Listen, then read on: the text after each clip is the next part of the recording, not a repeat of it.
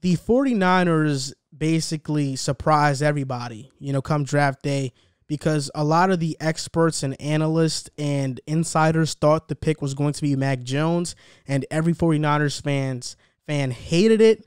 Nobody really thought it was going to be Justin Fields, and it ended up being Trey Lance. And Adam Schefter reported that the 49ers did not tell their coaches or scouts their pick. They didn't know the team was selecting Trey Lance until the pick was announced. And just to reiterate that, Kyle Shanahan and John Lynch knew. They just didn't tell the assistant coaches or the scouts because they didn't want anything getting leaked out, which means that all of this talk, all of these rumors about Mac Jones to the 49ers, it's false.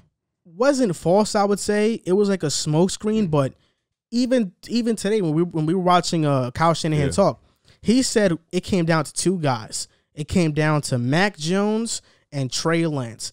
And today on the Pat McAfee show, yesterday on the Pat McAfee show, Pat McAfee said that it won't be Mac Jones. He says his insiders have told him it's going to be Trey Lance. And it did end up being Trey Lance. And I will say this. From the very start of this whole circus of when they traded up to the pick, I thought it was either going to be Mac Jones or Trey Lance. I think Mac Jones is better right now. I think he's more NFL ready right now. But Trey Lance ran a similar offense at North Dakota State. Trey Lance has more potential than Mac Jones, even though I think Mac Jones is better right now.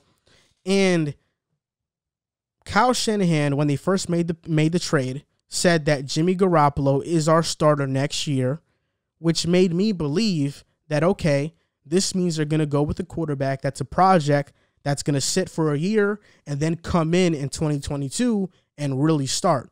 So that's why I think they went with Trey Lance. But overall, I'm not too high on this pick because to me, Lance, I know his potential is off the charts, but it doesn't really move the needle for me. And I would be higher on the pick if Jimmy G was healthy. He's a guy who gets injured a lot. With Mac Jones, you get a guy who, if Jimmy G goes down, he's ready to step in. I don't think Lance at any point of the season is going to be ready to truly step in, because I know Niners are in win now mode. Their defense was hurt last year, but still was one of the best in the league. Their offense is back this year. I know they're definitely in win now mode now. And Jimmy G, he was on that team when they went to the Super Bowl.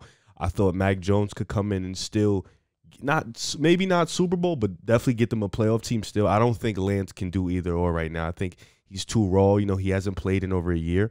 The inexperience is there. But from a potential standpoint, I get it.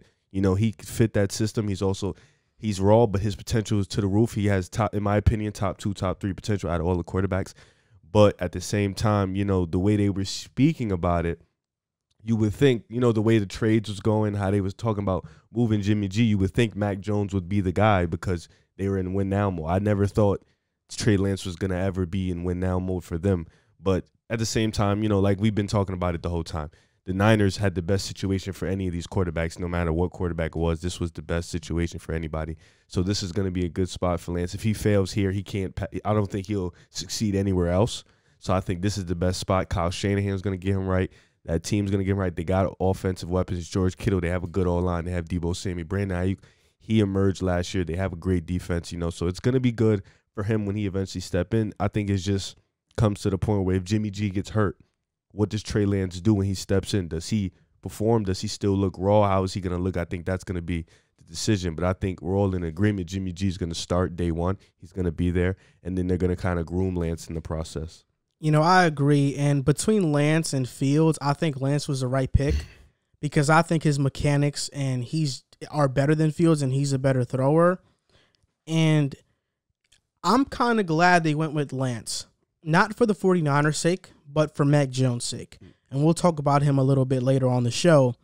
But I think that if they would have selected Mac Jones, all eyes would have been on Mac Jones and the 49ers, and all of the NFL fans would have been rooting for the 49ers to fail, to say, I told you so. So I'm glad they didn't put Mac Jones in that type of hell of a position with pressure. Trey Lance right now, I think the feeling of him going 3 is neutral. Yeah. If Mac Jones was the pick, everybody would have hated it. If Fields was the pick, everybody would have loved it. Lance is kind of neutral.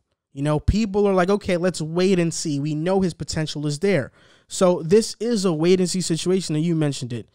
The 49ers have the best situation of any young quarterback.